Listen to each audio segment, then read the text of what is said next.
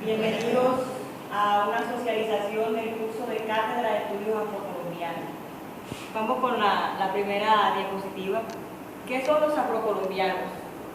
Son los afrodescendientes, personas esclavizadas traídas de África, que fueron esclavizados por los españoles y que tuvieron la libertad en 1851, generalmente, que fue la fecha en que se abolió la esclavitud en Colombia. Las personas afrocolombianas suelen denominarlos popularmente como negros, morenos, niches, afrocolombianos, afrodescendientes. La educación intercultural y los afrodescendientes. La educación intercultural busca una educación de calidad que dé respuesta a las necesidades de pertinencia social y pertinencia cultural. Una educación que ya no sea como la educación tradicional, que ya tenga enfoques de la diversidad cultural que hay en el país y de la etnicidad, que tenga nuevas propuestas pedagógicas para las comunidades afrodescendientes, en donde se implemente esto, la Cátedra de Estudios Afrocolombianos, que tenga principios y deberes y derechos fundamentales de los individuos y con políticas educativas frente a la diversidad cultural, territorialización de la educación afrocolombiana, y que todo esto lleve a fortalecimiento de la multiculturalidad con diseños curriculares diferentes, que se puede implementar los estudios de cátedra afrocolombianos en todos los planteles educativos y que se difunda en las diferentes comunidades. Aquí vamos a ver contenidos relacionados con los orígenes de los afrocolombianos, con su historia. El primero de ellos es la esclavitud de los afrocolombianos, conocido como trata transatlántica, que fue ese hecho que marcó a esta comunidad, ese hecho que empezó desde hace muchísimos años, que fueron muy terribles para la comunidad afrodescendiente, donde ellos fueron esclavizados durante mucho tiempo. Hablando un poco de esto, para generalizar un poco, me entiendan más, esos tiempos de esclavitud fueron muy duros. En lo poco que estuve leyendo de eso, hablaban de que ellos se les trataba, a los animales se les trataba mejor. ¿Por qué? Porque a ellos, cuando terminaban de hacer los haceres y los oficios de los amos, ellos dormían, y creo que en un cuarto de 2x2 más pequeño, ellos dormían todos juntos, y la comida se les tiraba en el suelo porque no tenían derecho ni a un plato. Fuera de eso, el que se enfermaba, se cogían, se amarraban y se tiraban al mar para que se ahogaran, porque no tenían derecho tampoco ni a educación, ni a salud, ni a nada. Y eso era cruel. Para estos tiempos, de eso casi poco se sabe, porque eso no se enseña en las instituciones educativas. Eso si usted lo averigua, si usted lo busca en internet, lastimosamente, pero son cosas que son crueles, que se deben de saber cómo sufrieron ellos en esos tiempos. De ahí, de eso, nacen muchas comunidades afrodescendientes, vienen el origen de las comunidades negras, raizales y palenqueras. Los orígenes étnicos de los afrodescendientes llegaron a Cartagena de Indias. Los lugares que les voy a mencionar ahora son los más reconocidos porque fueron los primeros donde ellos llegaron. En ese tiempo de esclavitud, como todo, siempre hay rebelión. Y ese grupo afrodescendiente que se rebeló se les llamaba resistencia cimarronaje, se les llamaba cimarrones. ¿Qué hacían ellos? Ellos se agrupaban y se iban a dormir a la selva, a los lugares donde los españoles ya no podían ir. Se iban a la selva, de ahí se venían en grupo con unos instrumentos, con herramientas, como dicen por aquí, para pelear, y se iban, en la noche se les metían con los españoles, soltaban los que estaban esclavos y se iban todos a la selva otra vez. A esas comunidades que vivían en las selvas se les llamó palenques o palenqueros, de ahí es que viene ese nombre también. Luego sigue, como ya les había diciendo anteriormente, un poblamiento en el archipiélago de San Andrés y Providencia, Santa Catalina, Cartagena de Indias. Todas estas fueron pobladas por los africanos y sus descendientes. También, con todo esto, ellos buscaron un autorreconocimiento en las leyes, que fue lo que venía diciendo. Por fin la Constitución Constitución vino y le dio un reconocimiento a ellos en las leyes, en el marco legal, en el artículo 7, que dice: el Estado reconoce y protege la diversidad étnica y cultural de la nación. Ojo, no especifica directamente la comunidad afro, pero ya la está incluyendo junto con los indígenas. Ahora miramos lo que es el marco jurídico de la población afrodescendiente. Y aquí vamos a hablar de leyes. Empezamos con la Constitución Política de 1991, en el artículo 7, que es la cabida de ellos, donde por fin se puede reconocer como una población especial. El Estado reconoce y protege la diversidad étnica y la cultura nacional colombiana, todas las culturas diferentes que hay. En la Ley 70 del 93 se reconocen las comunidades afro independientemente. Al principio le estaba hablando que se reconoce la etnicidad, es decir, los indígenas y los afro. Con la Ley 70 del 93 ya se reconoce específicamente la comunidad afrodescendiente. Luego sigue la Ley 115 del 94, esa habla de la educación, los derechos a la educación. Especifican que ellos también ya ahí están incluidos. El decreto lo mismo es igual al decreto 804 del 95 y el decreto 1122 del 98, que específicamente ese decreto es el que implementa la Cátedra de Estudios Afrocolombianos. En esa ley, que se debería estar ejecutando en todo el país, se debe dar cátedra de estudios afrocolombianos en todas las instituciones educativas públicas y privadas. Hago una pregunta: ¿será que se estará dando aquí? Ni siquiera. Y es obligatorio y está establecido en la ley, pero porque aquí se desconoce, o por lo menos porque las comunidades que están aquí lo desconocen. No existe, no se hace, pero eso es obligatorio. Y las universidades lo están dando, pero en los colegios, por lo menos aquí en Tirata no he visto el primero que hable que se está dando los estudios de cátedra afrocolombiana. Hay 725 del 2001 que habla de el Día Nacional de los Afrocolombianidad. Eso sí lo están haciendo aquí muy poco, no sé si muchos se han enterado, que aquí sí lo hacen. Ya aquí ellos están implementando esto. Para que ustedes conozcan, aquí en Peralta hay 3 comunidades afrodescendientes organizadas, dos en Tai y una aquí.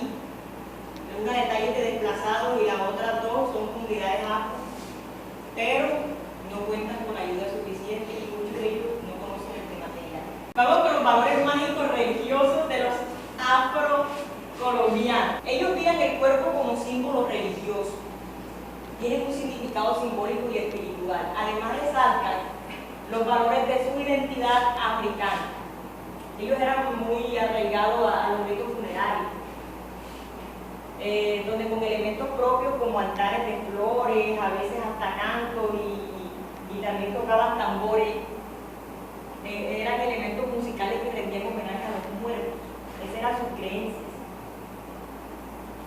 Y también había mucho de sincretismo, que dan a conocer todos los elementos de su religión. ¿Preguntas de aquí? ¿Qué es sincretismo? A ver, el sincretismo es la unión de 2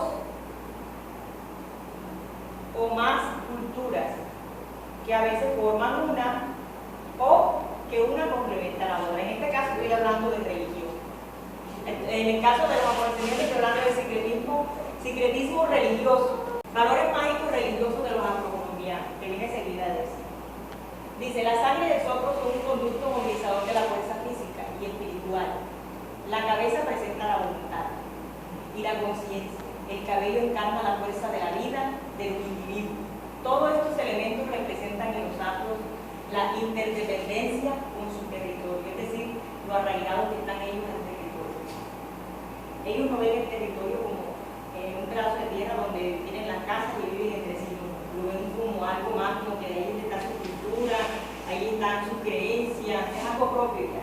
El ambiente y ellos parecen ser uno solo, así lo demuestran con los rasgos, con el cuerpo. Lo otro es la musicalidad y rítmica de los afrodescendientes colombianos. Aquí voy a hablar de los instrumentos musicales, como los tambores que ya muchos conocen, las marimbulas y las marimbas, las tablas sueltas y el uso de cantos responsoriales africanos, los bailes, el uso de los marcadores lexigráficos, los cantos nambú. Todos estos elementos son esenciales en su cultura. Es un ritmo propio de las comunidades afrodescendientes palestinas de San Basilio. Es un ritmo alegre, que tiene energía. La literatura afrocolombiana está arraigada a la tradición oral. Por lo tanto, es considerada como una expresión artística viva. Un ejemplo de esta expresión de ello es la oralitura. Reconoce la estética de las palabras plasmadas en la historia oral, las cuales muestran funciones líricas, narrativas. Pregunto, ¿ustedes han escuchado del libro de literatura con autores afrocolombianos que se les haya dado en el colegio para estudiarlo? Me han dicho, este libro es de un autor afrocolombiano. No, en eso en los colegios no lo implementan, no lo dan a conocer, y ellos tienen variedad. Y una de las cosas, y uno de los rasgos que lo identifica a ellos, es que ellos cuentan la historia. Mira, ellos cuentan la historia, la van contando, si pueden ir con tambores representándola mucho mejor. A eso se le llama oralitura, así se le llama. Afrodescendiente de la cultura ancestral es parte de su identidad. Ellos dicen que, es más, yo escuché una entrevista de un afrodescendiente que decía, si nosotros perdemos nuestra cultura ancestral, perdemos todo, perdemos lo que somos nosotros, nuestra identidad. Consejos comunitarios son las capacidades políticas, económicas, culturales y sociales de discernir, accionar y decidir libremente frente a su propio destino, organizar sus propios grupos y representarlos políticamente en el país, pero rescatando su cultura, rescatando lo social, buscando sus derechos de territorio, buscando todo eso. Este último tema son los retos contemporáneos. ¿A qué le llamo retos contemporáneos? A las situaciones que actualmente los afrodescendientes están pasando, que muchos de ustedes pueden ver aquí y fuera de aquí de Quitalta también, eso se ve en todas partes. La discriminación y el racismo, a pesar de que hay una ley que los cobija y que dice que no pueden ser vulnerados, que no pueden ser hechos de racismo, no, en ningún momento. Todavía vemos en las escuelas que hay racismo. Sí. En los programas de televisión también se ve eso. El desplazamiento forzado.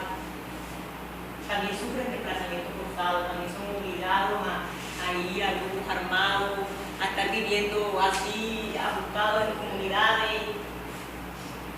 Y la violencia y discriminación contra la mujer. La mujer ha sido golpeada y ultrajada en el tiempo de mucha, económica, social, educativa.